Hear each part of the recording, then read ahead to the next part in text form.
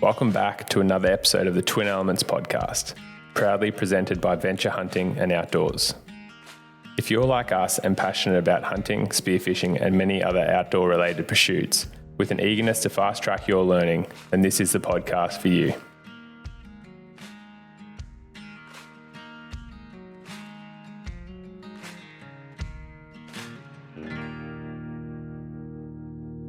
What is happening, legends? Welcome back to another episode of the Twin Elements podcast. Now, this is going to be the first of a little series that we're doing, teaming up with Huntin Fool.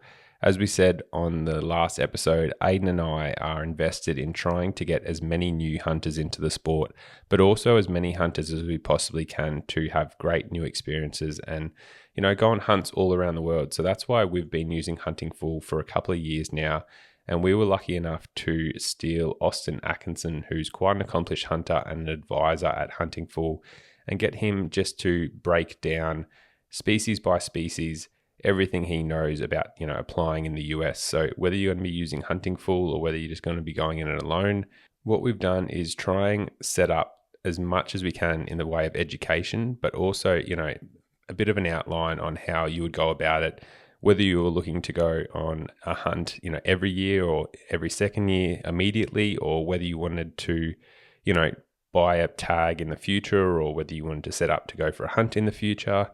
We just set it up so that you guys hopefully get a bit of an idea, because it is completely different to the hunts that we have here in Australia and New Zealand. The system is completely different in the United States.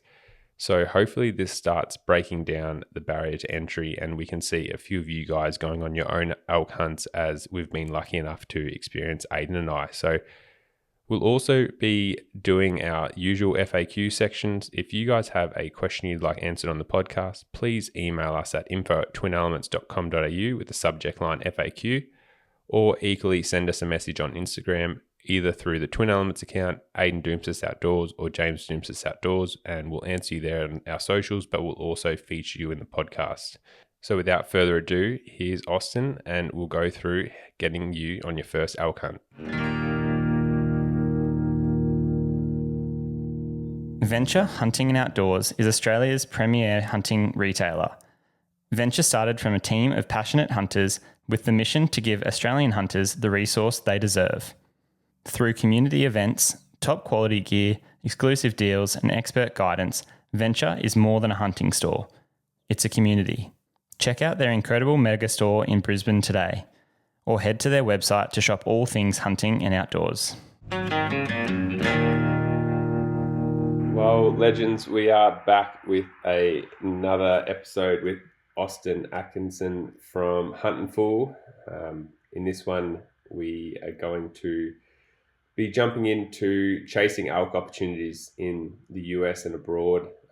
We've targeted mainly figuring that a lot of our listeners and the feedback that we've got from people in sort of the South Pacific have always, dreamed or aspired to chase an elk one day. And we just want to, lower or reduce the barriers for people in getting tags and going on these hunts. But before we jump into that, something we failed to do on the last podcast, we didn't sort of get a bit of a history and I guess a bit of a life story from Austin, and just wanted him to sort of, let the listeners know his past and what his hunting history is. So if you want to dive into that, that'd be great. Yeah, no problem, James. Thanks. So my name is Austin Atkinson. I was born in Alaska. My parents actually lived up there when I was little. But we moved out of there shortly before I got to hunting age. And so I was raised in Arizona in the Sonoran Desert, where hunting opportunities were difficult to obtain because Arizona had a lot of public land. And so you had to deal with a lottery draw system in order to hunt in Arizona. But my grandfather, his dad, they were all big-time hunters. It was part of their heritage. And so that was passed along to my father, who passed it along to me. So my earliest memories of hunting come before, I could hunt for myself. I would carry a BB gun around and follow my dad in the field. We'd go camping as a family when he was hunting. And, back in the 90s, that was easier to obtain permits. So it felt like we went hunting a lot as a family. But times have changed a little bit. I went to university up in Idaho and met my wife up there. She was not a hunter, but she liked being outdoors and have since introduced her to that. We've spent about the last 15 years having children. I have 6 children, ranging from 3 years old to 12 years old, and they're a lot of fun. They love being outdoors. They love camping, and have since got into big game hunting, at least the older 2 kids. So I have worked as a guide part-time, mainly in Alaska, Arizona, and New Mexico. Why do I work as a guide? Just mainly to have the experiences. It was expensive to go on guided hunts. I realized I wouldn't be able to afford that. So I started guiding and found joy in helping others hunt for themselves, have good experiences, and have fun in the field. So it was an excuse for me to hunt more, if you will. And if you can count it as work, then your wife doesn't complain as much when you go hunting. So that's kind of me. I ended up in Utah in 2015, moving here for a job at the Huntin Fool, and have been here over 10 years now, helping people find hunts, servicing all types of hunters from all over the world, and going hunting more often. That's our goal. Yeah, that's awesome. And I think I can, from the last podcast where you spoke about the hunt with your daughter, it's great to see that hunting tradition carry through in your family, and as similarly a hunting family here in Australia, where Dad taught Aiden and I how to hunt from 4 years old. Like Aiden and I definitely got the bug, borderline addicts, and both really can't wait to get our kids into hunting in the future and the great outdoors, and just teach them about wildlife and conservation, all those great sort of ethics and morals that come with being a good outdoorsman. And it was fantastic to see that and hear about your daughter's hunt and how you've continued that tradition going forward. So you're doing a great job there. I think they're a lucky bunch of 6 kids. I'm surprised that you find the time to be able to sneak out into the woods for as much as you do, and between the guiding and hunting yourself. But that's the thing with a good relationship, I guess. It's all about compromise and just good management. So I'm sure you've got a beautiful and brilliant wife behind your hunting campaign. So it's good to see you get out there as well. For sure. She definitely supports me. She even let me put my mounted moose up in the living room of our house. So we now have a nice 70-inch bull moose from Alaska hanging on the wall, greeting all our guests that come to our home. So it's probably too heavy for her to move on her own. So it's going to stay up on the wall for a little while. That's so cool. That's awesome. I imagine it'd be quite a statement piece when guests come, especially if they're not anticipating it. But that is definitely maybe not a 70-inch bull. I don't think I could ever afford that. But certainly going on a moose hunt is a dream that I would love to do in the not too distant future. And we'll probably have to get you on in a future podcast to talk about all the different opportunities there with a few more species. But today, what we're going to tackle first is elk. I feel like that's probably the highest demand from our listeners, in a lot of people really not knowing where to start, but always wanted to go on an elk hunt.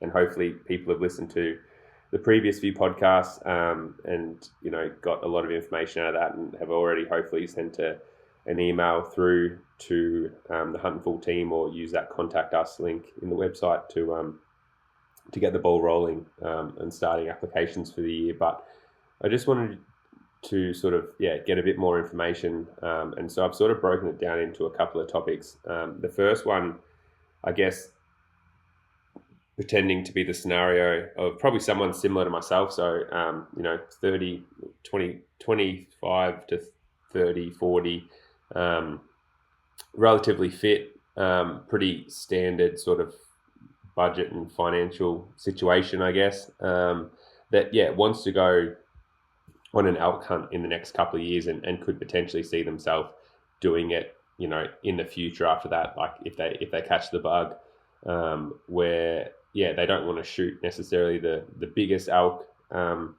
that they've ever seen, but they just want to shoot, and have opportunities at elk. Predominantly, probably a public land sort of hunt, and definitely sort of a wilderness hunt. Not to say that it's going to be a backpacking hunt necessarily, but just someone that, whether you do it out of motels and stuff like that, or your car, or the back of your a tent. So if you want to break that down, I guess by opportunities and states, hopefully there's enough information for you to get a general idea there, and if you just want to break it down by state, that would be awesome. For sure. Yeah, there's 3 different varieties of elk or subspecies that we have over here in North America. The primary one that we speak to is Rocky Mountain elk. There's also Roosevelt elk or Thule elk. But the most people that want to come hunt an elk for the first time, they're going to be looking at that Rocky Mountain elk variety. And that's the most populated subspecies here in the States. We have them in most of the states, especially in Western United States and in Canada. You're going to find Rocky Mountain elk. But if you're looking to come over for your first type experience with elk, you need to be around them. You need to see the terrain that elk live in. You need to hear elk. And so if at all possible, I would push a newer elk hunter to an archery type season. The way we manage for our fall big game seasons is archery generally goes first, and the archery season will fall more during the rut or the bugle season. So that's what most people see. If you've watched YouTube videos of elk hunters, you've dreamed of doing that, come on over. And the biggest thing we need to talk about first is how soon you want to come. So a hunter that's wanting to plan a hunt as soon as the next fall season or the next August, September, they can do that. And there's a few states where you do not have to play in a lottery draw system. You can simply show up and go for a hunt. Now, we don't have too many of those opportunities left in the Western U.S., but there are a few that I'll throw out there. One of which is Utah, which is my home state here in the Southwest. You can hunt archery elk every year just by showing up, purchasing the permit, and heading off into the field. And now outfitters are not required, as you mentioned, James. These are public land type hunts where you can go, you can be in a rental car, you can camp out, you can backpack in, or you could stay in town at a motel. The sky's the limit on a Utah archery general season elk hunt. We help hunters through our Huntin Fool service find those units that they should focus on, where they should go, and how to find the highest densities of elk. The only difference in Utah is we have 2 different styles of units. We have recently teamed up with Day 6. They design and build specialized equipment for hunters. Their arrows and outsert combos are hunt ready straight out of the box. Head to their website to check them out today. Or for our Australian listeners, head to Venture Hunting Outdoors, who stock the brand. So with the Utah hunt, so you guys will actually help people in your service, like, because obviously you were saying in the last podcast is 75% of Utah is public land. So, elk densities, it's very different to here in Australia where there's, they're spread out, they're not spread over everywhere, like 90% of the game's in 10% of the land. So you guys will actually help new hunters and be like, here, this is like an area that I would check out, or this is an area that I'd check out, and we'll have different hunts tailored for if they do want to backpack in, or if they just want to hunt out of a car. That's something you guys provide at Huntin Fool? Correct. Yeah. We break down all of the harvest information, hunting pressure information, amount of public lands, and elk surveys, and we consult hunters on where to go. We cover that in our July e-magazine edition every year, where we break down about the top 10 units that we would focus on if you were coming over to Utah in that regards, and you were looking to find a lot of elk or find maybe some bigger elk on certain units.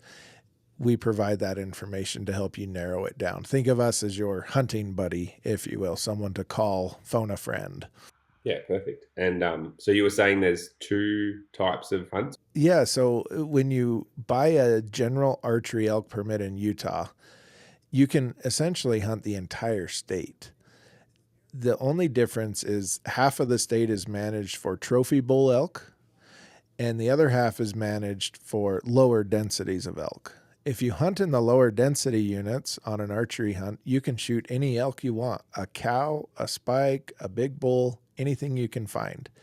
On the other half of the units that are managed for trophy class bulls, those permits are allocated through a lottery draw system. If you're there hunting with a general archery elk tag that you just bought over the counter, you can still shoot an elk there, but it must be a spike bull, meaning one tine on at least one side, or a cow elk. So you could hunt where there's a lot of elk and you'll get to see a lot of really big elk, but you can only shoot a spike or a cow elk. Still a great opportunity. And for those that have never hunted elk and they just want to use their bow to experience a public land hunt, be around elk, hear elk, call elk, I think it's a great opportunity to come and do that in the state of Utah. See, I didn't even realize that was an opportunity that existed, like in terms of going and having an over-the-counter tag, but you can go to the best unit and hunt and still actually be hunting, and shoot a cow or a spike. But like you said, like I think it'd even be a cool hunt, and just for a beginner that wanted to go and actually, like he just experienced the rut. Like you'd almost be having like a Yellowstone experience, but be hunting. Really, if it's anything to think about, like how, in these higher density areas, like I'm sure some of the best hunting may be on private stuff, but I'm sure there's a lot of public land that still have really good elk numbers, and probably a hunt that you could even take your your family on or something like that, because like if it was the densities were that high and the bugling and stuff, like I'm sure that even someone's partner who was like whether it be a female that wants to hunt and bringing their partner, or whether it be a guy hunting and then taking their partner, like if the running intensity was high enough and you got bulls bugling and fighting and carrying on all around you, and the cows vocalizing and whatnot, like I think I have this strong feeling that if you took most people into the wilderness, and they experience that, like it just resonates, like it impresses everyone, like it's just a natural wonder and spectacle that like you don't need to be holding a rifle or a bow to appreciate that. And so it could be a really cool sort of beginner opportunity for a lot of our listeners where, or you might be over there anyway, on a, you might be going over for a wedding, or you might be going over to do something else in the States. You don't even need to apply. Like you can just go grab an over-the-counter tag, go and hunt the best unit. Yes, it's only hunting a spike or a cow, but you get that opportunity. So that's awesome. Yeah, I've hunted a lot of elk. I've taken a lot of elk myself, but I do this hunt every year myself just because it is fun. It's a great opportunity. And like you say, don't come to Utah just to hunt. Build in a trip to the Grand Canyon or some of our national parks we have here in Utah. Or, you can make a whole trip out of it at a beautiful time of year. Buy an over-the-counter elk permit and hunt elk as well. Very reasonably priced. I mean, Utah, we've increased our prices for non-residents a little bit, but it's still going to be worthy of your time to come out and spend a little money, spend a little time. You're not going to have a lot of other fees. It's not like you have to pay for private land access. You don't have to pay an outfitter. It's something you can do entirely on your own. And so for a non-resident license and the elk permit, you're going to be under $1,000, to do all of that. So a good investment in your elk hunting future and a great way to get your feet wet, knowing that, hey, someday I want a chance at a bigger bull or a more mature bull, but a good chance to come over anyway. Yeah, no, I think that's like definitely an experience that even me, who I wouldn't say I know even that much, but like I didn't even know it was an opportunity that was available. And I think to go and just get boots on the ground and be able to experience, running elk in high densities, like those opportunities don't exist. And very easily, I should say, and to be able to have a bow or a rifle in hand and be hunting at the same time, I think, yeah, even just because even if you are just taking a cow, like it's something that should seriously be considered. And like I said, I love the idea of making it like a family holiday or whatever, because it is like the US is beautiful. We are going to do a cost breakdown podcast in the future if you did want to go and hunt the US and just break down a few tags, but also just a rough estimate of flights and car hire and motels and all that type of thing. So that will come out. But what's the next state you'd be thinking of for someone that wanted to hunt? Yeah, the next state would probably be Colorado. In Colorado, they recently took away the over-the-counter archery permits. That's no longer an option in Colorado. You do have to apply in the draw to get an over-the-counter archery permit, even though most of those are going to be pretty easy to draw or easy to get. But the rifle hunt for elk in Colorado, the bull rifle hunt, is still over-the-counter. So you can hunt a bunch of different units in October or November, and that's with a rifle. And that's a true over-the-counter permit as well. You can show up, go to a license vendor, and purchase that elk license and head off into the field. Plenty of public land, but realize there's a lot of hunters in Colorado. There's a lot of elk, but there's a lot of hunters as well. And you can plan that hunt any year you want to go, even last minute. You could plan a Colorado over-the-counter rifle hunt. As far as comparing just the two we talked about, if you compare Utah to Colorado, I would probably go to Colorado first if you were going to hunt with a rifle. If you were an archery hunter, I would probably favor coming to Utah and trying the over-the-counter hunt in Utah. Yeah, cool. And how does it work with, it's probably not the right way of phrasing it, but like with sort of scaling, like if I had an over-the-counter rifle tag, could I take a bow and arrow in Colorado, or do you have to take, like, do you have to hunt with a rifle? Yeah, good question. So anytime that it is a rifle hunt, or what we refer to as a rifle hunt in the States, it's technically any legal weapon. So you could scale down to any lesser weapon.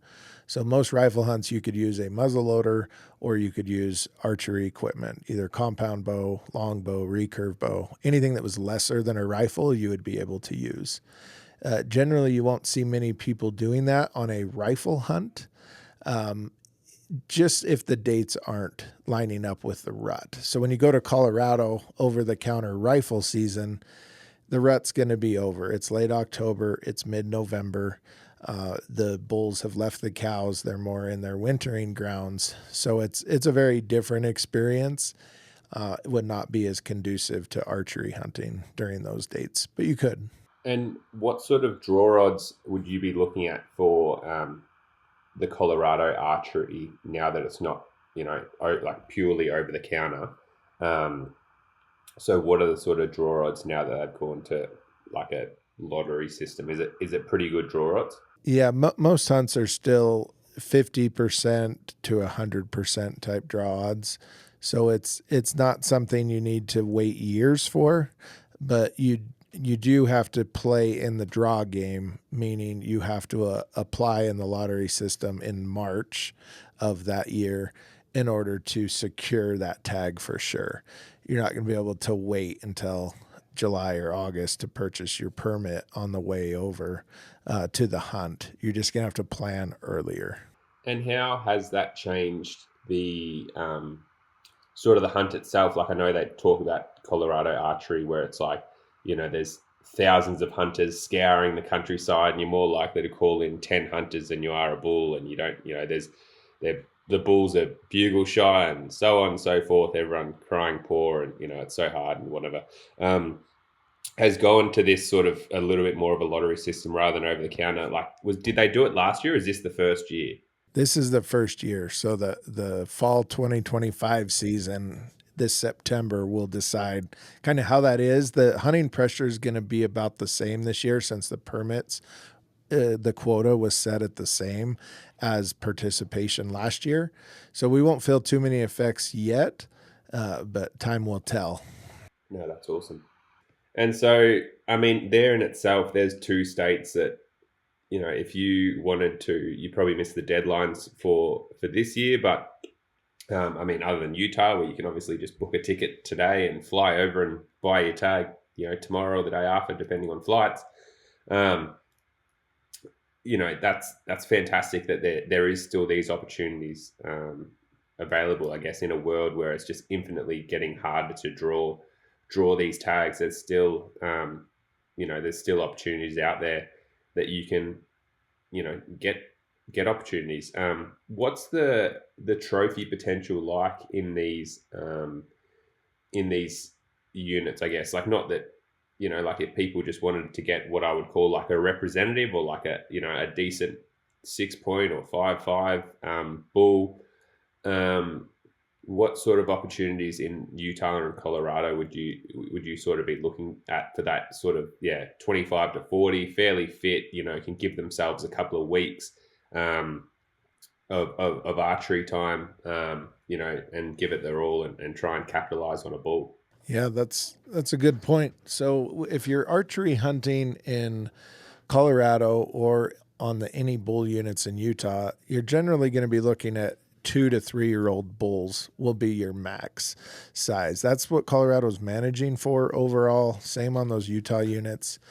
So you're going to be looking at, a raghorn, which would be like a 4-point on one side, a small 5-point. If you killed a 6-point bull on any of those hunts, you'd be doing very well. It's not unrealistic, but it's not what the state is managing for. They're managing those opportunities for just an opportunity for the masses to come out and try it. And that's Colorado as a whole. Even on the rifle hunts, October, November, it's kind of any legal bull is going to get shot. If you pass it because you want something bigger, the next guy behind you will probably take that animal. So it's not a trophy hunt per se in those two states. But I think it's fantastic that those opportunities still exist, and like especially that Utah one where you can go and hunt a cow or a spike in any unit. Like that's fantastic, and I think a lot of our listeners probably, like, there would be a proportion of them that just want to go and get an elk and they don't really care if it's a raghorn or if it's a 350-inch bull. Like, they just love to go and experience it and get an elk on the ground. Is it like, do you know many people of getting these bigger 6-point bulls in Utah and Colorado? Like, is it, everyone sees like the videos on YouTube of the guy that accomplished the impossible and get a 350 bull or something like that. But is it, is it possible? Is it more just like hard work and probably going out into the backcountry or having a bit of knowledge and experience on where to go and locations? Yeah, it's not so much just going super hard or hard work as it is. There's some element of luck to that. You've got to be lucky. If you hire, say, an outfitter that has horses that can take you back into some deeper country away from the roads, that's going to, of course, increase your chances. But just realize the state is not managing for that size of bull. So if that size of elk or age of elk, more than anything, slips through the cracks the year before, there's a good chance he'll get killed before you get a shot at him. Still happens, but got to get away from the roads and get lucky. No, it seems to be the familiar story across all public lands in every state, really. Like, find those places that people can't get to, and that's sort of where the big bulls hide. But yeah, it's great that there's still states out there that have those opportunities for people that want to experience it or just fill the freezer within the US. We all know when it comes to great tasting coffee in the outdoors, look no further than Dog and Gun Coffee. But the same great tasting coffee can also be enjoyed in their whole bean variety in the comfort of your own home. Rounded out with their incredible hog chockey, Dog and Gun has something for everyone. Use code TWIN10 at checkout for $10 off your first order. Discover your brew of choice today. What would be the next state of choice that we'd be looking at?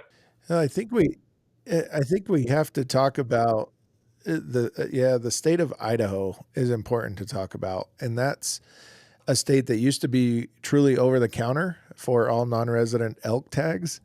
And this will be the first year, 2025, selling the 2026 permits. So for next year, with a draw system. So it's no longer going to be a day in December. It used to be you log on to the Idaho website early December, and if the website functions properly, you get a number in the queue and you buy a license. That's no longer a thing. They've done away with that for this year, and it's now going to what they call a non-resident general draw. So it's going to be a lottery draw, but it's not going to be very difficult to draw some of these permits, but it's going to be more fair than the website system that's been a disaster. That is actually, for me, like awesome news, because I, as someone who actually in my first year tried to apply in Idaho and this was before I'd even gone to Montana, woke up for us with the time zone difference. I think I was up at about 1 a.m. And was on like an hour before and couldn't even get onto the website and the platform, and ended up just going to sleep very pissed off that night, and personally never tried since. But I also know of, like Eric, who we spoke about in the last podcast, and he does the drive over and, gets in line from whatever it is, 3 or 4 in the morning, and stands there till they open and so on and so forth, and gets his tag, which all to me, I think it just seems a bit ridiculous when you've got this lottery system nowadays. And I mean, like, it probably highlights the dedication, of people that really want to get the tag. But there's also people that just miss out purely because their internet craps itself, or, the whole website crashes, or, I think it's just a bit of a backward system in a world that's full of digital advances. So for me personally, hearing that, it may mean that I'm actually probably going to try and hunt Idaho next year. Which will be awesome and super exciting. Like, I'm stoked to hear that. So please tell us more about that. Yeah, it's been it's been 5 years coming. It's taken them way too long to scrap the old system because it wasn't fair. You couldn't put in as a group or secure, you and your brother to make sure you had the same tags. That's all changed. So they're going to allow you to apply as a group of 4 applicants. All you have to have is a hunting license, a 2026 hunting license. You can apply online and pick 5 zones, up to 5 choices on your application of where you'd like to have an elk permit. Put in your first choice first, and then down from there of what tags you'd be willing to take. And then they will run the draw results by January 1st. They're telling us we'll have draw results. And then you have a chance to go in and purchase that tag. So it's not going to be automatically charged to your credit card. You'll have to purchase it if you want it. If you refuse the tag, which you can, it'll roll back into a second draw. So it's finally going to be fair. These tags are not going to be super difficult to draw. Some zones may be harder than others, but at least now and you can plan ahead that, hey, I've got a tag, because they're not selling at vendors anymore. They're not selling online on the sale day. It's going to be a 2-week window. Submit your application online at your convenience and wait for the draw results. Oh, I think, and that's the thing, like having, even just knowing that on January 1st that you've got a tag in your pocket for elk, like just in terms of your hunt strategy, I think that is going to change the game and alter everything for us, because, like even I know this year, Aiden and I have both drawn, luckily, just general tags for deer and elk in Montana, and I've got 6 points in Wyoming, which we ended up pulling out of that draw because the draw was later than the Montana one, and we've decided to focus purely on Montana just because we obviously film all our hunts, and it was logistically going to be a bit hard to get there, but it meant that we could pull out of Wyoming before the application even went through. So I just got a point, didn't have to waste money. Which then next year means, okay, I'm going in with more points, stronger application. If I know that I'm probably going to get Idaho before even Montana, well, it means that I'm probably just going to buy a point in Montana, which then means, that the year after it improves my odds of drawing in Montana. And some of what I just said might have gone over people's heads. So we'll break that down like in future podcasts and stuff, but it just helps with what I'm trying to say is like, having this information early is definitely going to help with your hunt strategy for planning hunts in the future. And I'm really, really excited to hear that Idaho's gone to that sort of strategy. How with the more sort of accessible hunts, what sort of draw odds are we looking at there? And same thing, like what sort of opportunity with elk numbers and and sort of bull quality, I guess, are we looking at on some of those Idaho hunts? Yeah, Idaho's good in the regards that they don't manage for as young of a bull as Colorado, so there is a chance at a bigger bull on any of those general season zones. Some of their top elk areas are still a lottery draw, which you have to apply in June to get those tags. But these general tags that are limited for non-residents, there's still some really good hunts there. Some units are capped for for residents of Idaho as well, which keeps the numbers low on the pressure side. But there's no reason you couldn't kill a 6.300-inch type bull on any of those hunts, in my opinion, in Idaho. It's just going to come down to how willing are you to go into some rough terrain or hunt where it's more difficult to get into. Do you have access to horses on some of the wilderness units? I mean, every unit is very different in Idaho. They have everything from agricultural corn and potato fields, in the hills surrounding that, all the way to some of the nastiest, steepest country in the wilderness that you've ever seen. So Idaho's got it all. Elk live throughout all of that. They've knocked the wolves back considerably. It's kind of open season on wolves, and that's helping elk numbers.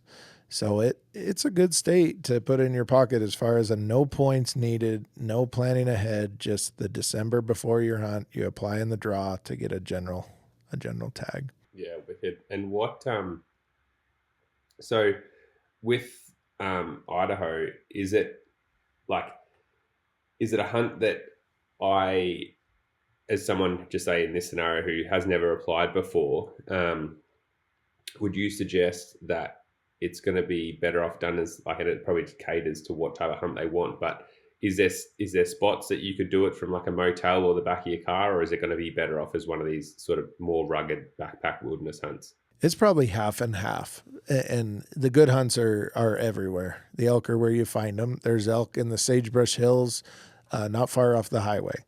If you put that zone or a couple zones as one of your first choices on your application, you could be looking at a pretty easy hunt. Fly into Salt Lake City or into Boise, drive up from there with a rental car, and you could go on a hunt on public land pretty easy. The archery season is obviously the preferred season because you get to hunt the month of September. If you choose the rifle season on those zones, they're going to be into October, November, and they'll be more difficult because there's no rut activity. But if you're willing to hunt archery, those Idaho general elk tags are pretty good. And it's probably something that I don't know will the draw odds now that it's gone to lottery, like the draw odds aren't changing at all. Like they give the same amount of tags to those generals, whether it was on their crappy computer online system or whether it was a lottery. That's correct? Yeah, the quotas are going to stay the same for this year. That is correct. We just don't know how to anticipate the demand. We know the demand was high in years past because the website would break and a lot of us didn't get the tags we wanted. But now going to a true equal fair draw, we don't know what the demand is going to be exactly because now we're forcing people to pick and they get 5 choices. So we'll see after this first year what the draw odds are. We're tracking that, but this first year in December will be telling. And I think this probably highlights one of your services that you provide at Huntin Fool. But so with picking those 5 options, really, and this may be wrong, but so the first person gets drawn in the lottery, which you say is luckily enough for me. That person gets their first preference of what they put down as number 1 out of 5. If you're the 10,000th person that gets drawn, we'll just say your first option's taken, your second option's taken, your third option's taken, your fourth option's taken. Okay, we'll give you your 5th option. Is that sort of how it's going to run? Yeah, what they'll do is there's a couple different ways to look at draw choices, but how they will do it is they'll go through everybody's first choice in the whole application pool and award everybody's first choice. And then if there's still tags remaining after everybody has received their first choice, then they'll go to everybody's second choice and look at all second choices. And they'll just keep doing that down the list until all tags are exhausted and the quota is no longer. Once it's given out, then there's no more tags to give. I know last year when I actually didn't draw any tags, because there was a bit of a confusion between Aiden and I, he said that he was going to apply, and so he was going to apply for all units that were like he was going to do Montana, for example, which I'm sure we'll talk about soon, and all these other ones, which he then never ended up applying. I only applied for a lot of limited entry that were harder to draw, like very low draw odds, because it was because he'd come with me the year before and we'd had that 20-day hunt and filmed it and so on and so forth. I sort of said, well, next year's your hunt.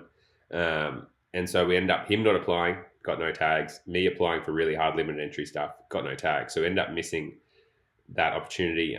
And we could have gone to Colorado and Utah, but obviously after hearing your stuff, there is the potential for bigger bulls in those states. But obviously mainly catering for opportunity, we sort of took the opportunity to pass up that year and go and do some bantang and buff hunting here in Australia, that a hunt I'd always sort of wanted to do as well. But yeah, I think it highlights having a pretty good hunt strategy, catering for all different hunts, and having multiple different sort of strategies all aligning for what states you want to be hunting in this year and what states you want to be hunting in the future as well. So what would be your next state of choice with trying to chase an elk in the not too distant future? Yeah. Those are kind of the states that we just talked about that are very short term, meaning like the next year or the next available season. You could plan to go on those. The next step up would be what I would call like a short-term draw, meaning you're going to have to play in the draw for a couple of years, jump through the hoops to get the permit you need, but it's not a lifetime or a long-term strategy. And so those two states would be Wyoming and Montana. And Montana is going to be the shorter-term one. You should be able to hunt elk in Montana every other year or every third year, if you're willing to get the general license and go on your own. And Montana runs arguably the most complicated system in the West as far as the drawing goes.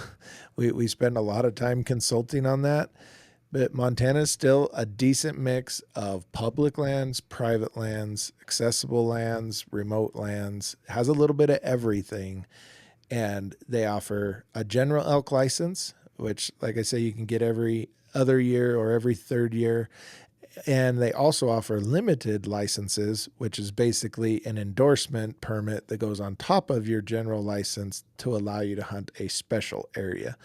But just the general is what I'm talking about here. Short term, let's hunt it often, but you do need to plan a year or two ahead to make sure you get that license in time. Yeah, with the general tag, what was it? Because it's a bit of a weird, like you said, Montana's system is so convoluted. So last year, what was the draw odds on having 0 points and applying for the general? So if you applied in the general license just for the elk, so they do it a little weird. They do a general elk plus deer license, and then they also do a elk only and a deer only. They're all going to have a little bit different odds depending on what one you apply for. But for this regards, we'll speak about just getting the elk license. Let me pull up my odds here.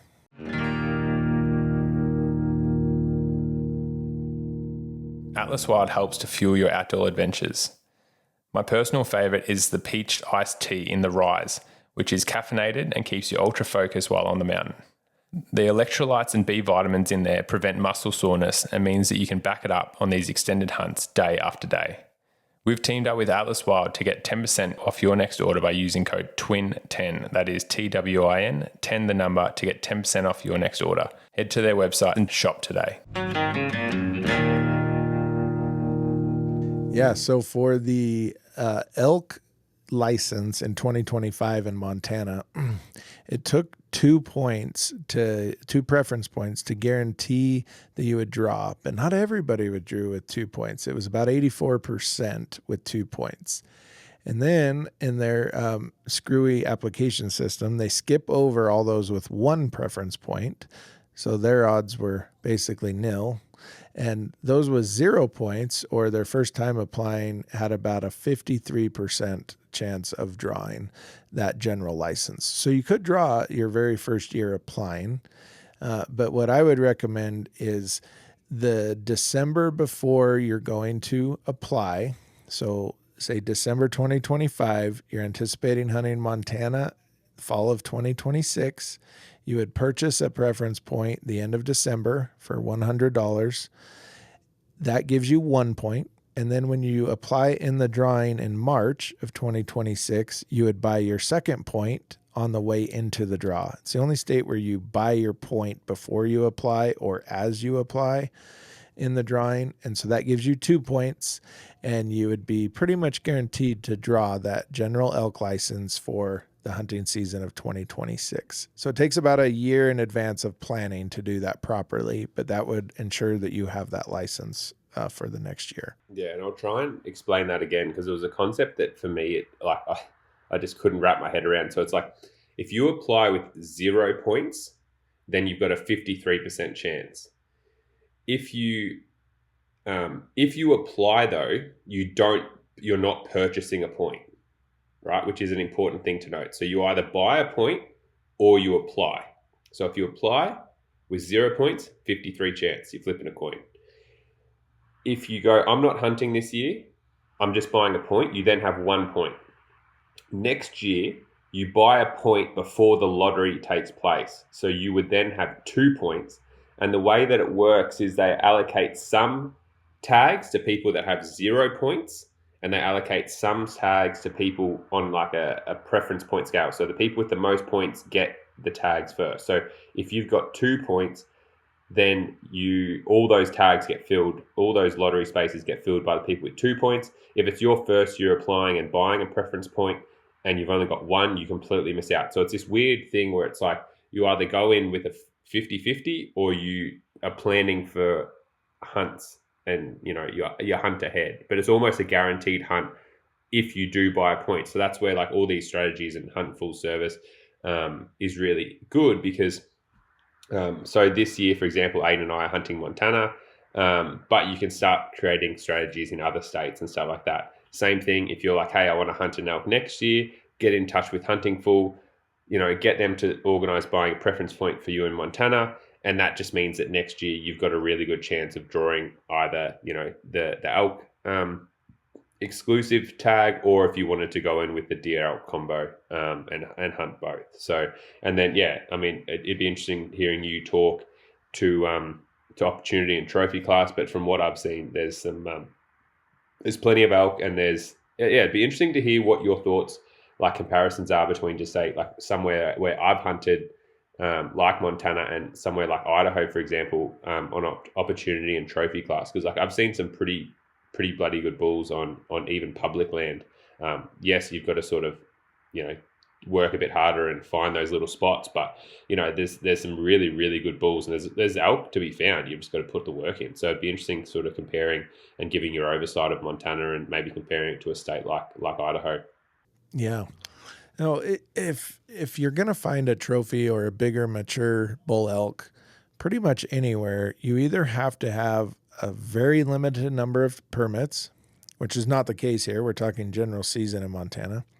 So you say, how can there be big bulls in Montana? Well, it's a combination of either a wilderness area, sanctuary, where they can get away, they can go into a national park, or they can go into somewhere where hunting is not allowed, or they go onto private land.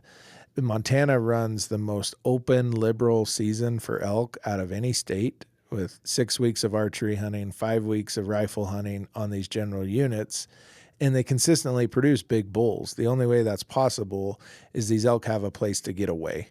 So they're either accustomed to going to private lands for sanctuary during most of the hunting season and getting away from hunters, or they go into a deep, dark canyon in the wilderness, which a lot of Montana in the rough country is infested with grizzly bears, which a lot of people don't want to hunt around grizzly bears, makes it difficult, but they have to have a way to get away. And that's how Montana consistently throws bigger bulls. So yes, there's trophy potential in every general unit in Montana because of those aspects. Not that the state is managing for it. They're kind of a hands-off management with a 11-week hunting season.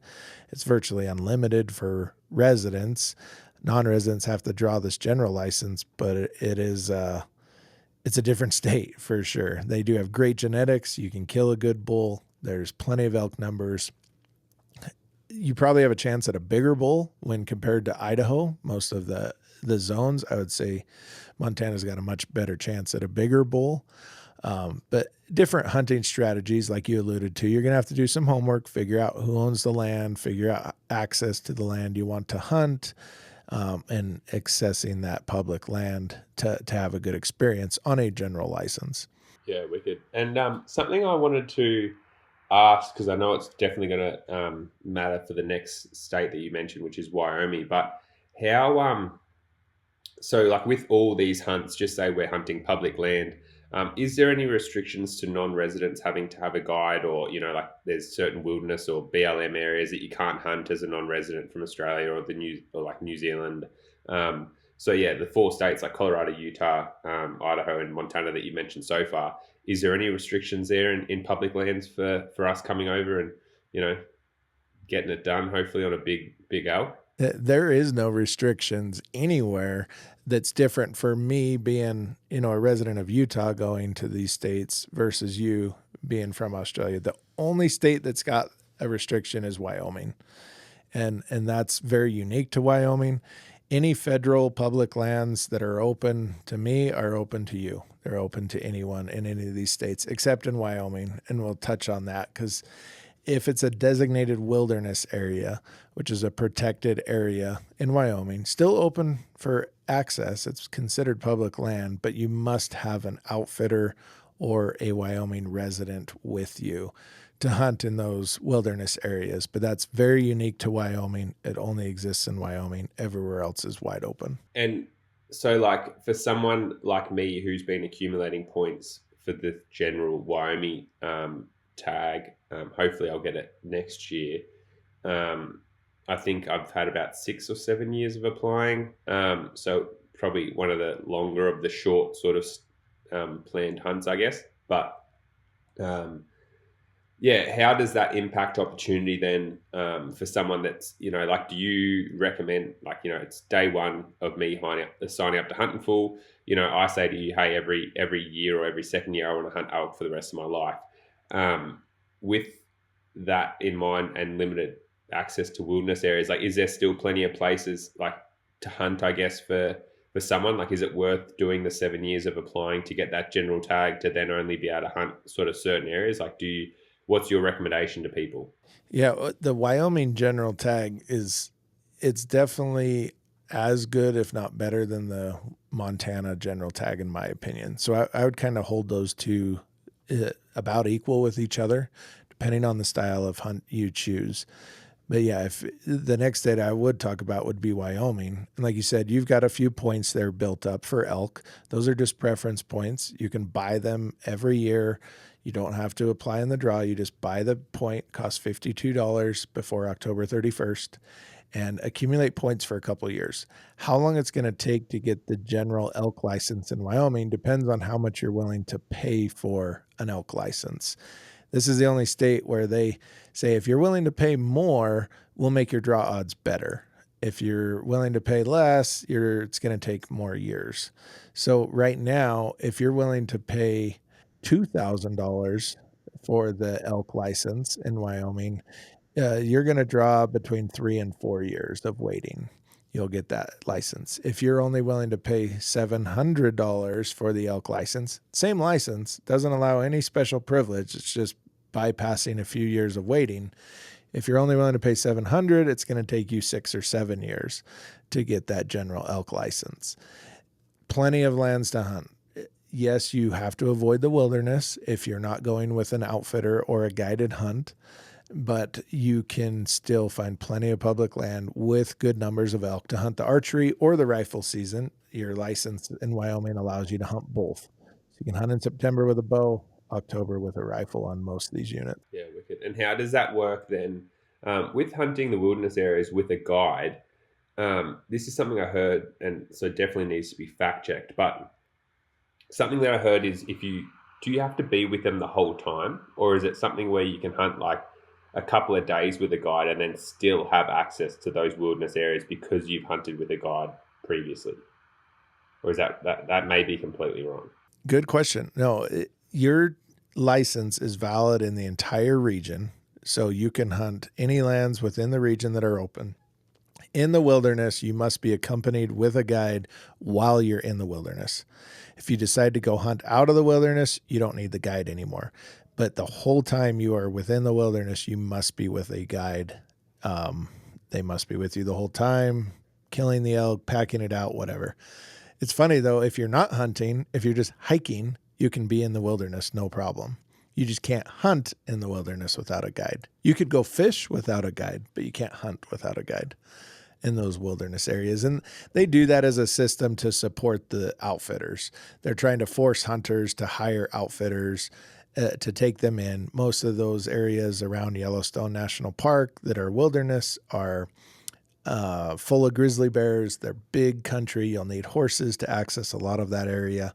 It's an awesome hunt. Like, it is a true Western Rocky Mountain elk hunt, in my opinion. If you can afford a guide service, that would be way high on my bucket list, to go on a guided horseback elk hunt in the high country of Wyoming. And what, so then I guess giving a little bit of a bracket to people, because a lot of listeners wouldn't have, this may have been the first time they ever considered even hunting an elk. If you were to go and do a 7-day horseback, canvas wall tent backpack hunt in Wyoming, in one of those wilderness areas, how much would you be looking at? Okay, and I realize that's like, from the guy that just got, or girl that just got their outfitting license to the best that's ever lived in 10th generation Wyoming guide. Like, what would be sort of a standard price, you'd think, just so people can, maybe start saving and have in the back of their mind for this sort of hunt? Sure. No, that's a great question. So most of those hunts we're describing that use horses that are back in the wilderness are going to be between $8,000 US and $12,000. So somewhere in there, that's just for the guided hunt portion. So you've paid to get the license from the state, you've drawn the license. Now you pay an additional $8,000 to $12,000 to an outfitter to take you in there on a fully guided hunt. Your chance of success goes way up. Chance at a bigger bull goes up, but obviously that's a lot of money to pay for a hunt if that's not in your cards. Can you still have a good hunt not with a guide? Of course. But I think it's just good to note for some of these people that, and we'll probably get onto it, in the future, like scenarios and stuff, but people that want to hunt, that next level of bull, they might only want to do one elk hunt in their life, but they also want to experience, the Rocky Mountains. They want to experience the horses. They want to experience bugling elk and all the rest of it, and willing to spend the money. They may be an older female or gentleman, and they want a bit more luxury and all that type of thing. So it's good just sort of starting to paint the picture of the options that are available for hunters. Cayuga broadheads. Where do I begin? Aiden and I have just absolutely taken to and love these broadheads. He's shooting the 150 grain Zots while I'm shooting the 150 grain pilot cuts with bleeders. There was no other head that I was going to run in Montana on my limited entry hunt than the pilot cut. And I was so happy when I took down the bull of a lifetime. We've teamed up with Cayuga to get 10% off your next order by using the code TWIN10 at checkout. That is TWIN, 10 the number at checkout to get 10% off your next order. Is there any other sort of, so, we've looked at 3 to 4 years if you use the more expensive tag in Wyoming, maybe 6 or 7 if you use the sort of $700 general, well, they're both general, but I'm trying to say, tag in Wyoming. Is there any more options, I guess, in that sort of immediate to maybe 3 to 5 year draw odds states that come to mind for you? There's not a lot. What we start to get into there is some randomness, meaning you're going to have to get lucky. States that I recommend people throw their name in for that they may never be guaranteed to draw, but it's a worthy investment, are like New Mexico. New Mexico offers an enormous amount of elk permits. It's fairly cheap or affordable to apply, but there's no point system there. So that's one you can never put on your calendar for 2 or 3 years out. You can't plan ahead, but if you're willing to go that immediately following season, then I would always say throw your name in the hat to draw a really good elk permit. Now we're getting to the budget question. How much non-refundable budget do I have to throw at applications each year? And that's different for everybody. Yeah, because that's the thing with New Mexico. It's definitely one of these ones that you're just in the lottery like everyone else. So there's guys that have been applying for elk tags and whatever else tag for 50 years, and you've got the exact same draw odds to draw those tags. And yeah, like Austin was saying, so with New Mexico, you've got to front the money for the tag in advance, and I think you got to do that for Montana as well. I believe, is that correct? That's correct. Yeah. So with Montana, I think the tag what's the tag cost? I think it's about $1,200 Australian. So that would be, $800 US. Is that something hitting home, right? What's the tag cost? No, for Montana for the deer and elk combo. Montana for the deer and elk, out of pocket, you're about $1,300 US. Elk only is about $1,100. So yeah, there you go. So it's $2,000 really for Australians and New Zealand people if you want to hunt the deer elk combo in Montana. And then so what's the what is it in New Mexico for because the problem that gets me with New Mexico is they actually offer quite a plethora of different species there. So, and because you've got to front them all, they've got like Aoudad, they've got ibex. So, for me, it's quite a big bill. But if someone just wanted to go and hunt elk, for example, over there, an elk and deer, just say, what's the fee that you've got to front up for New Mexico? Yeah.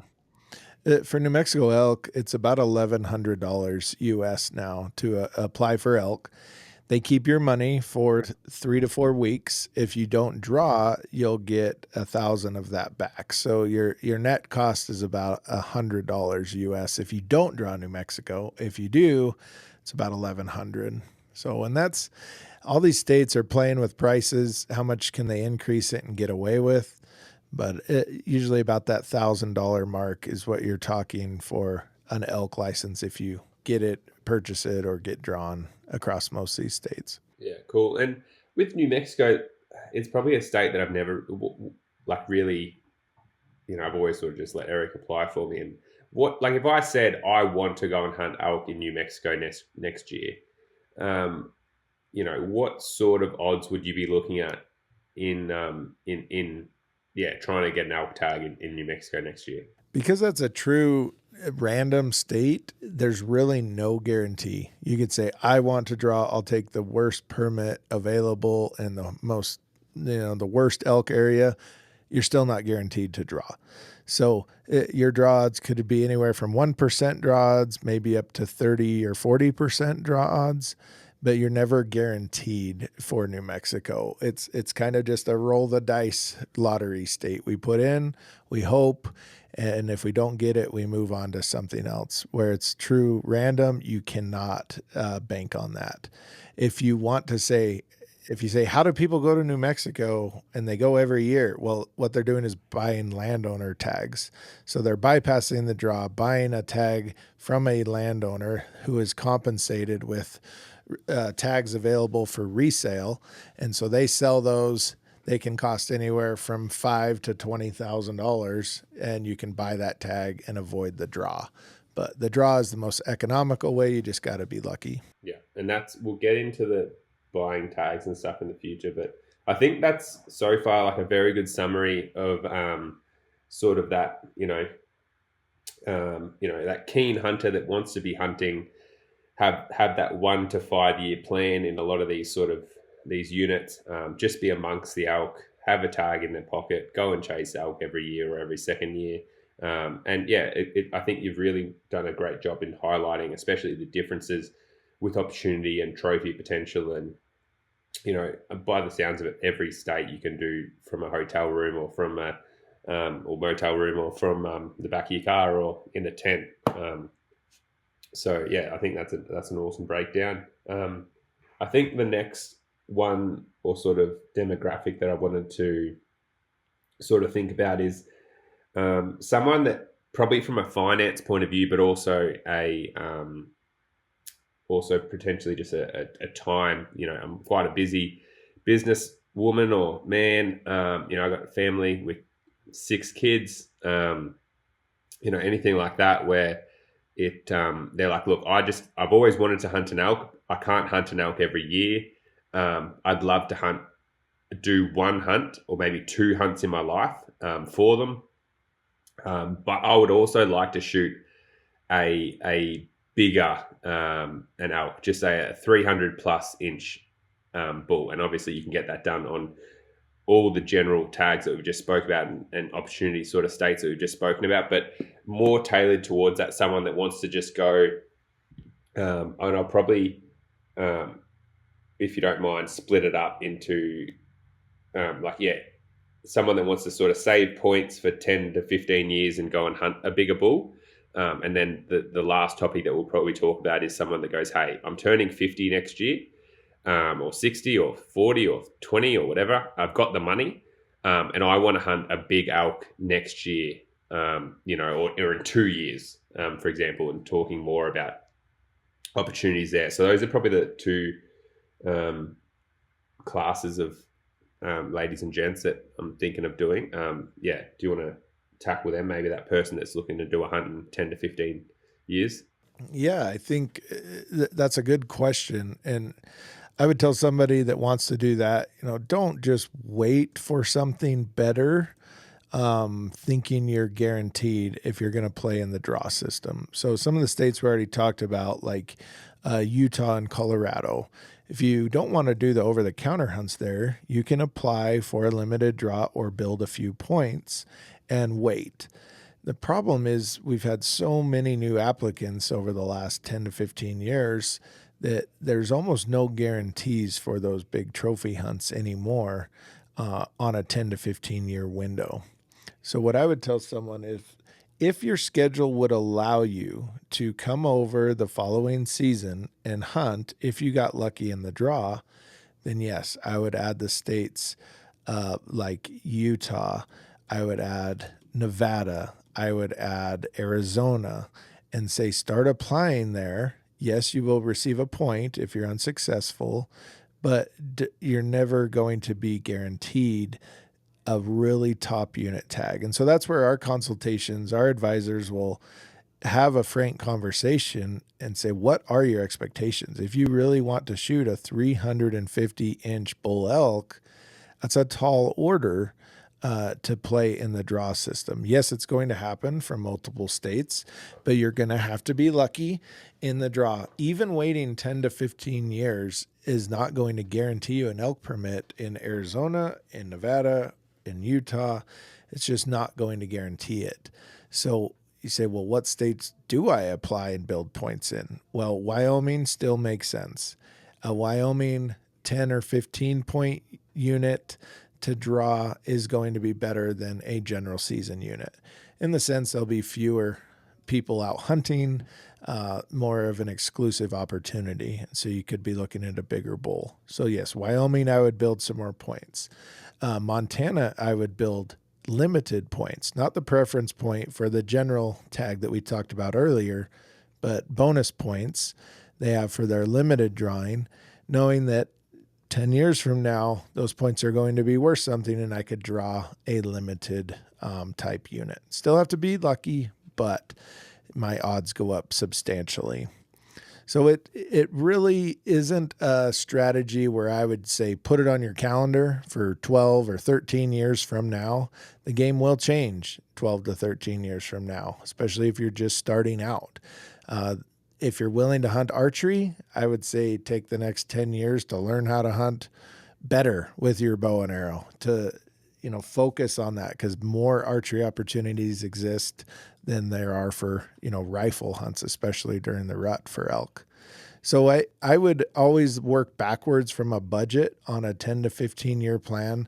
Say, are you willing to spend $1,000 a year out of pocket, non-refundable application fees? If the answer is yes, then we will look at the states that fit into that $1,000 budget. If your budget is $2,000 a year, then we'll add a few more states. But I would never guarantee a really good hunt that far out. The general hunts that we just talked about, Montana, Wyoming, those ones are great opportunities. Are they worth putting off an elk hunt for 10 to 15 more years to get something better? Man, it's only marginally better. It's not much. And I would say the best elk hunters that kill the biggest bulls are the ones who go more often, or as often as possible. Yeah, and I think that, like, you sort of secretly answered the question that I was hoping for, really, in the sense that, like, I think there's a lot of realization around just going more. Like, you've answered and highlighted that perfectly, in the sense that, like, Remy Warren, who's people would say is quite an esteemed hunter and certainly figured out a lot of things. Like, the biggest bull that he ever shot was in New Mexico on public land on, like, a pretty good tag, but like, it's not to say, it's just days in the field and being out there. And, like, I think for me, it highlights as well, like, I had one of essentially the best tags in Montana a couple of years ago. And yeah, like, I had that big magical number in my mind and wanted to shoot this huge bull. And we did have opportunities on, like, incredible bulls. But there's nothing guaranteed. Like, there's nothing to say, like, after 20 days of hunting and having one day left, like, I almost went home without a bull. And even then, like, it sounds silly, there was no doubt in my mind we weren't going to get a bull, but it was probably a dumb thought from me. Because, yeah, and I think people harp up that when you get these really good tags, you just instantly, like, a 307-inch bull is going to fall in your lap. And it's just not the case. Like, you can get more opportunities by having some better tags, and, whether you look at getting private land access or things like that. But there's every scenario under the sun. And I think it speaks volumes just to being out there and experiencing it. And that's why, like, even spots like your Utah general tag and being able to go and practice calling an elk and just shooting a spike or a cow, like, I think that's an insane opportunity for a lot of people out there at such a, it's a brilliant opportunity, and it could be at a very budget friendly price, and you get to experience everything that guy or girl that shoots a 370-inch bull gets to experience, except, you also get to take home and meat. You just don't get that big set of antlers, but you get everything else for a straight up just buying a tag over the counter and at a very good price. So, I think, like, obviously those longer term plans, like talking to a hunt consultant is definitely going to help.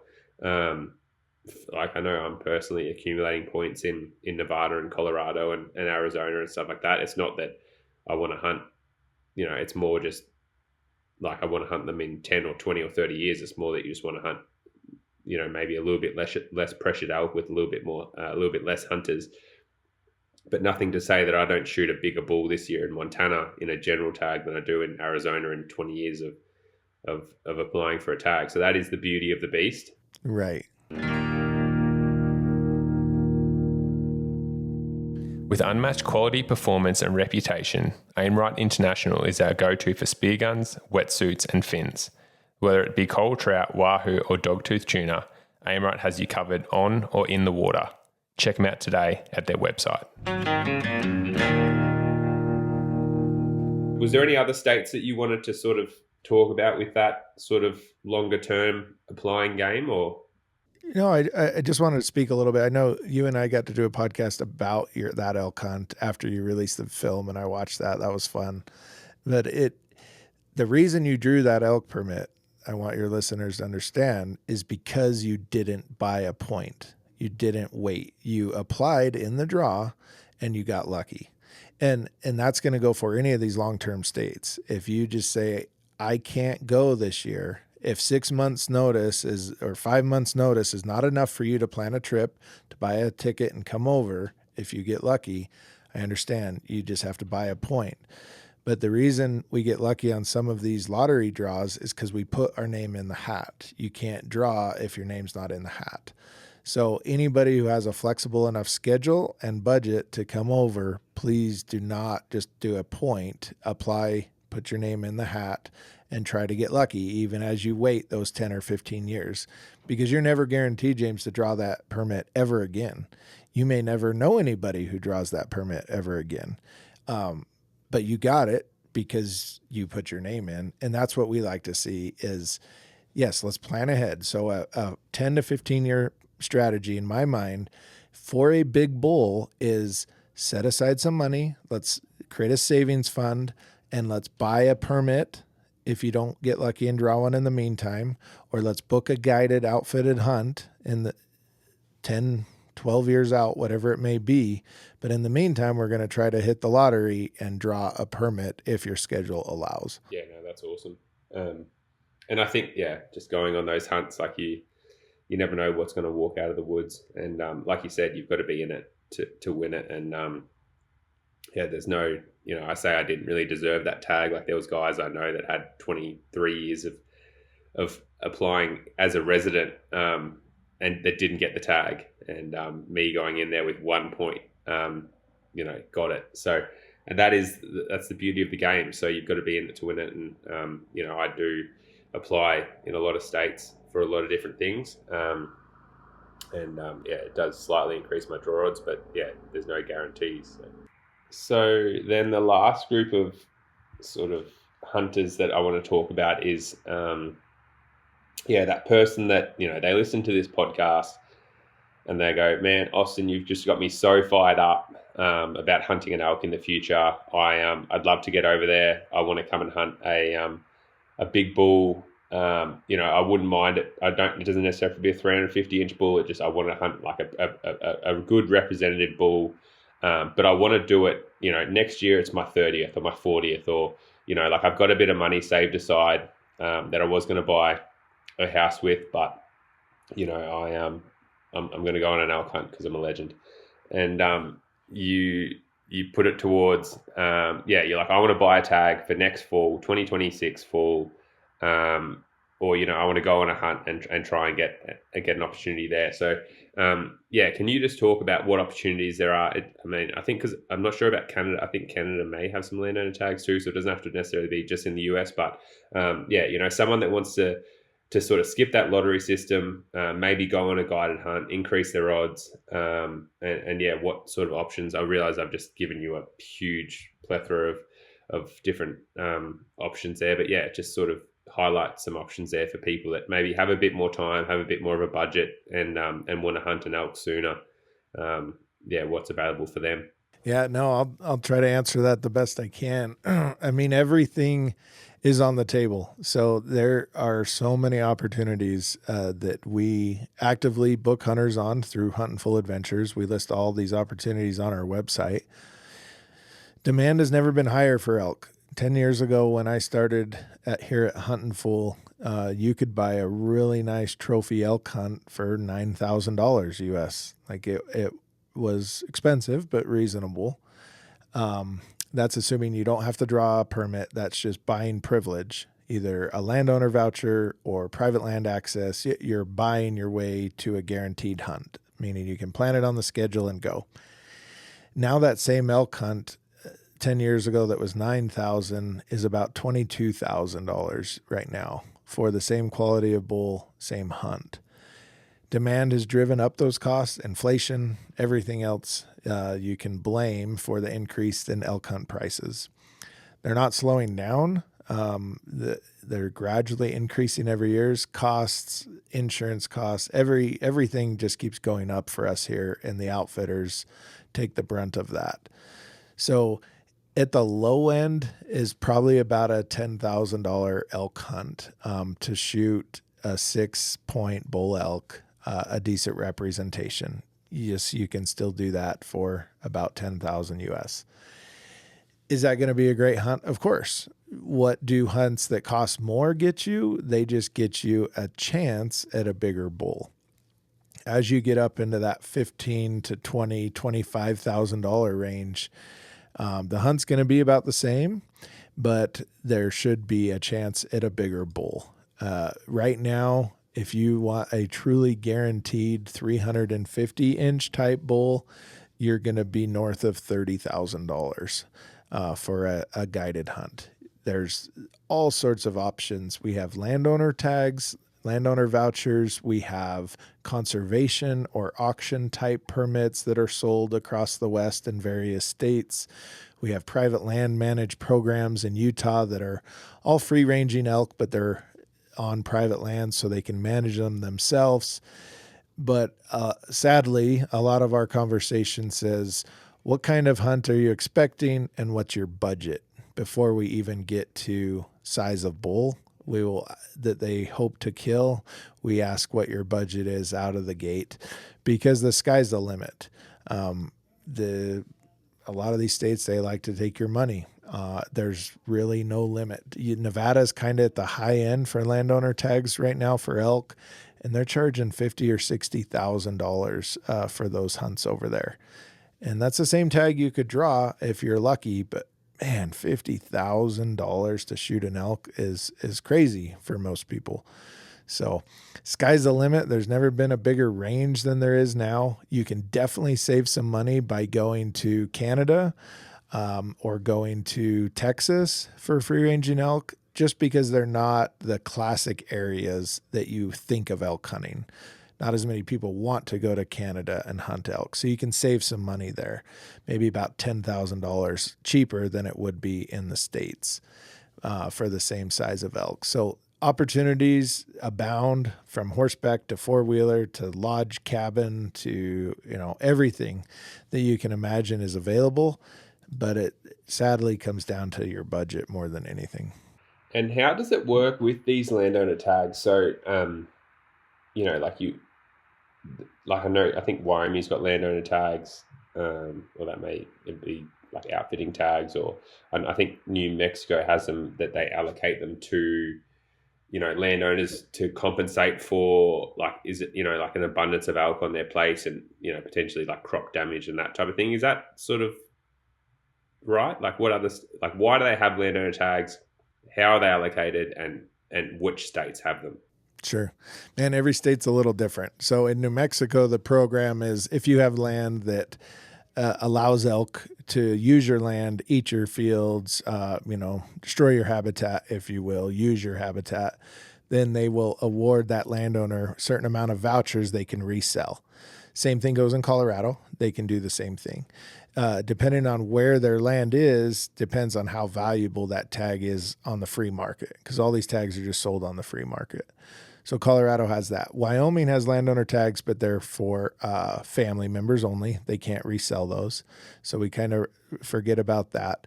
When you go to Montana, they have outfitter preference, so they can make sure you draw that general license a little easier to go hunt on landowners' property.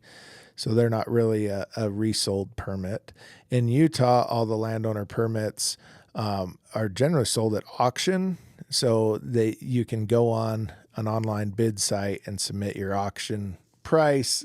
Some come with a guided hunt, some are just the tag, and you can obtain those. But they're going to start at about $20,000 and go north of there. Same with Nevada. Arizona has no landowner tags. And then Idaho does have outfitter allocated tags. So they're given to the outfitter that basically bypass the lottery draw. So you can book a guided hunt in Idaho and they will hand you the tag when you get there.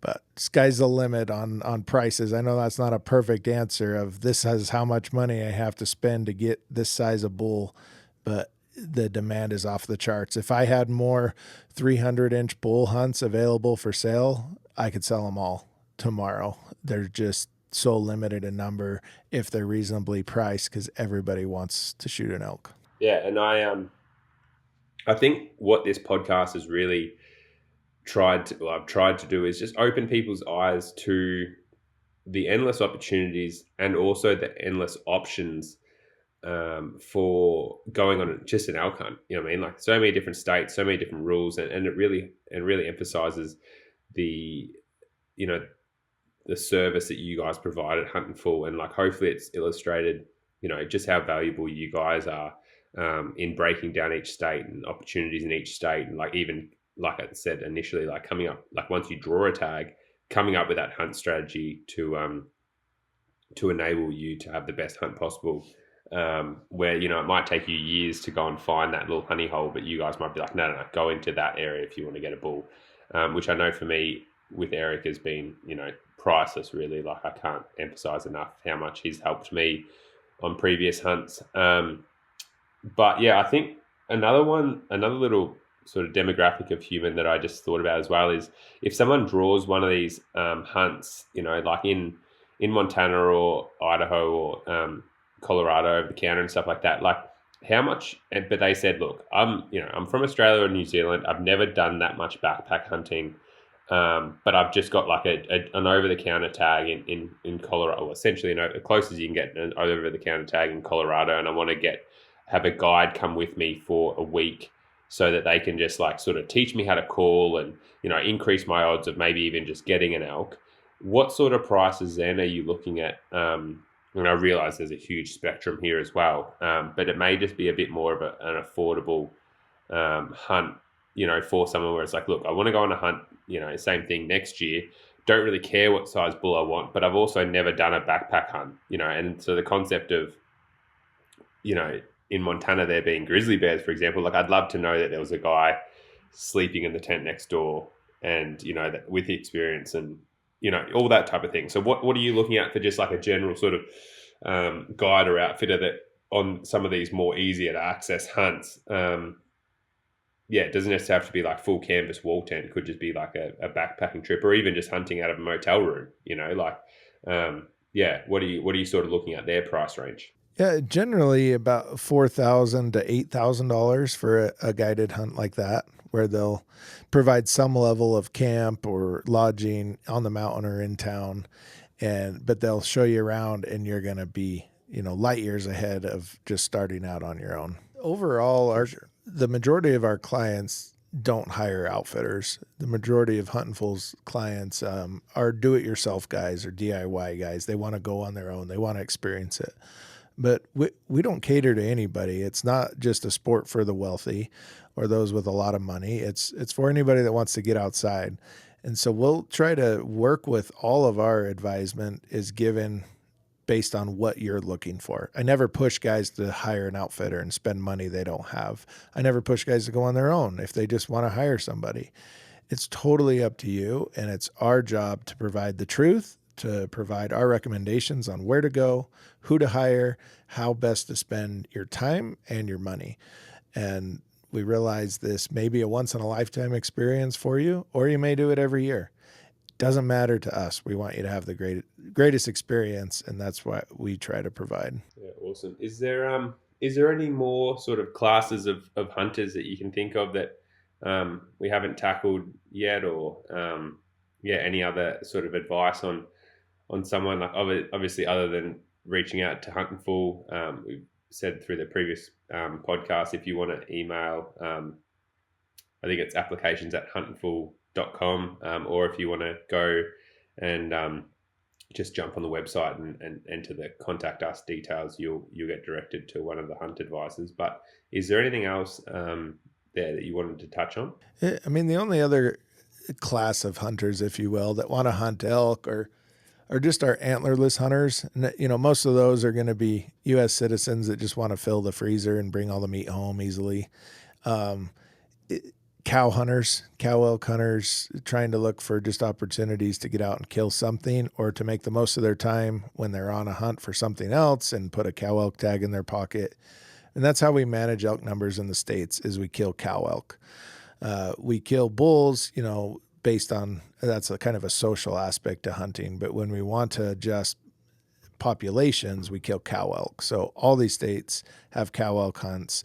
They're easier tags to get. They're cheaper guided hunts, but fun experiences. So that's the other type of elk hunts we do, just depending on if someone wants to just kill something, if you will. But the hunters that we don't like to consult are the ones that get paralysis, basically by analysis.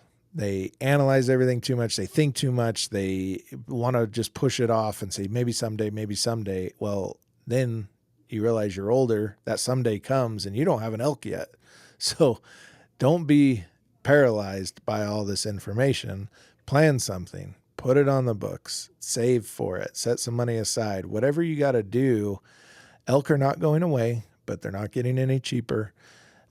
Whether it's a lottery application strategy or it's booking a hunt with our adventures program, like, please hunt elk while you still can. You never know what's going to happen. The future is not guaranteed. So let's go elk hunting. That's kind of my pitch to most people. Yeah, no, that's perfect. And I think an awesome wrap up for the podcast here. Like, there's obviously a wealth of knowledge in this now, where it really highlights all the different options. And it's not intended to scare people. It's intended to sort of motivate people to look at booking that hunt and hopefully show you that this isn't something that you need to wait 10 or 15 years at doing. This is something that you need to hopefully look at doing in the next couple of years, but if not, at a minimum, start planning, you know what I mean? And thinking, like, unless you're going to cough up the big bucks to just book a hunt next year and pay for it, really, it's something you probably need to start thinking about in the immediate future, and resources like Huntin Fool provide that to break down the barriers, to try and to ultimately just get you on more hunts sooner, but also just make sure that you have a really good time. Like, I can honestly say a lot of the hunts that I've been on would be nothing without the consultancy from Eric. I've sort of spoken about him before, like my little tooth fairy godmother, in that just, yeah, he's made a lot more of, yeah, like, he's made my hunts so much more incredibly, comfortable, but also successful. And even having someone on the hunt that, I don't know if I want to advertise this service, but yeah, like, I've certainly spoken to him while I've been out hunting, even sending him an email. And if he's not hunting, he'll send back. Like, the team has been so good, and everyone that I've spoken to, from, the ladies in the back, as I say, that do the finance stuff, or all the hunt advisors, has been so welcoming and so educated, and they've just got so many options and everything available that you could even think of. So if you're interested in booking an elk hunt or organizing an elk hunt at some stage in your life, I couldn't speak more highly of reaching out to Huntin Fool. So make sure to we'll put the actual link to Huntin Fool in the show notes in the bottom, so you can just click on that, or if you're driving, listening to this podcast, don't do that, but go on your laptop tonight and either send them an email or use that contact us link and get your get the party started, and hopefully getting an elk, or one of the other species that we're going to tackle. We're going to do a few more of these in the future, breaking down. We've got antelope and deer next, and then also going to go into moose, caribou, and probably the sheep stuff. So a bit of a series coming here, but you guys need to get in touch with Huntin Fool and get the ball rolling on getting on some of these Western big game hunts. It's something you need to experience in your lifetime, that's for sure. For sure. Yeah, thanks. I hope that gets everybody excited for it, and you can bet in September I'll be in the woods chasing elk somewhere. Yeah, perfect. Well, thank you so much for your time once again, Austin.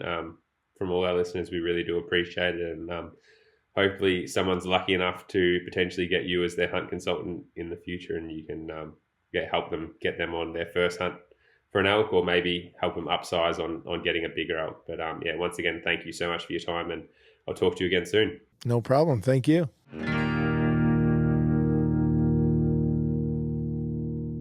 Embark on an unforgettable journey with our fully guided Chiddle Deer hunts, catering to both rifle and bow hunters. Spotted Safaris is conducted in the heart of the Basalt Wall region, North Queensland, Australia. We specialise in catering to all experience and fitness levels of our clients, providing trophy stag chiddle hunts as well as beginner focus adventures and meat hunts. With over 15 years bow hunting chiddle deer, our guides know these animals and the grounds they hunt like the back of their hands. With chances at a mature basalt boar as a bycatch and some spectacular wildlife viewing, there really is something for everyone at Spotted Safaris. Inquire today by emailing spottedsafaris@hotmail.com or simply send them a DM on their socials. Well, what a fantastic podcast. I think it just goes to show that there's always plenty to learn. Not that I think or thought that I knew, everything to know about elk hunting, but just talking to someone with as much experience as Austin just shows that, there's plenty of little things to pick up, especially state by state and rules and everything like that. Like there's just so much to the application process over in the US and just trying to get as many opportunities as possible. But hopefully you guys learnt a lot. Hopefully, it's motivated you guys to jump in there and go and start applying for elk.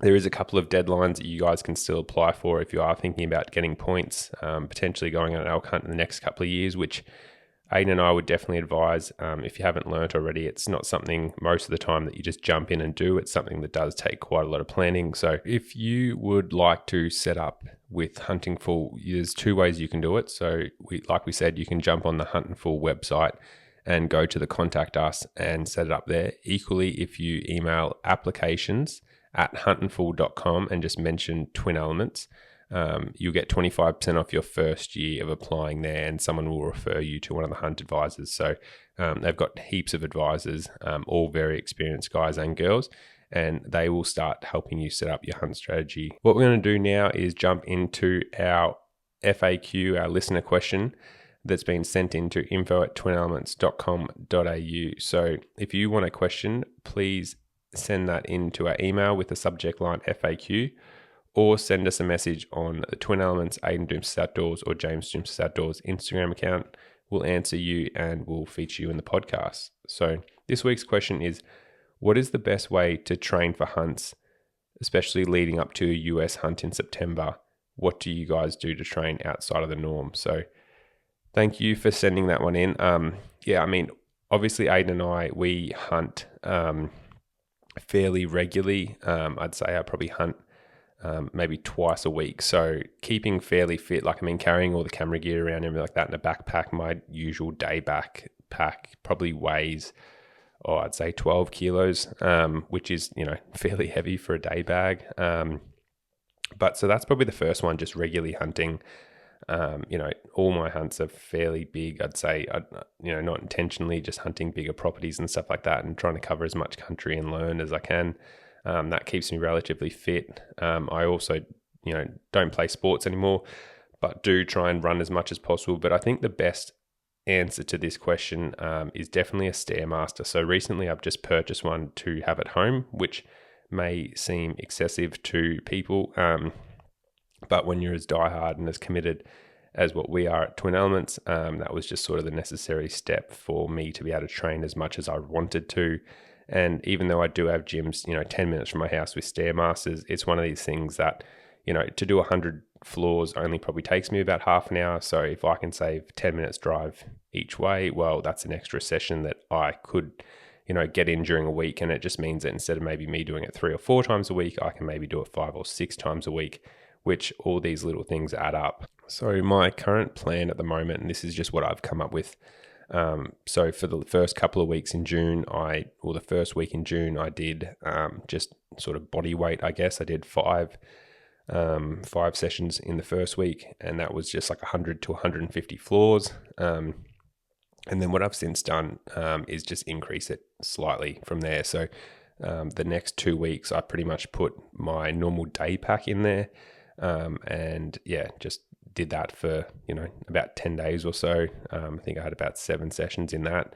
And that's just really just building the legs up, because it is, using a Stairmaster is, it's the same as walking up a mountain, but it's actually, I'd actually say it's harder than walking up a mountain, because you don't really get that break or repeat, there's no benches, there's no slight decline in elevation or anything like that. It's just up, up, up, up, up.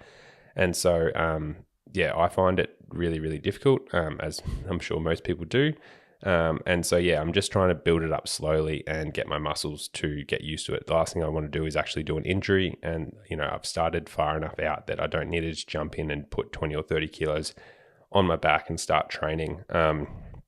So that's how I've been doing it. I'm now up to, I've got rid of my, all the gear in my pack, and I've just put 15 kilos in the pack, and starting to do that. I'll probably do that for a week or two. And then, coming into the start of July, where I've still got probably 2 months before the trip, that's when I'll start doing 20, 25 kilos on my back. The benefit of having it at home, and something I want to get into, is increasing the weight, but also increasing the duration. So what I've been trying to do is just average sort of 100 to 150 floors at the moment, with how much time I've got present, and sort of go from there. And I've just been watching Meat Eater on my phone. Actually, it works out quite nicely for an episode or an episode and a bit to how many floors I need to walk.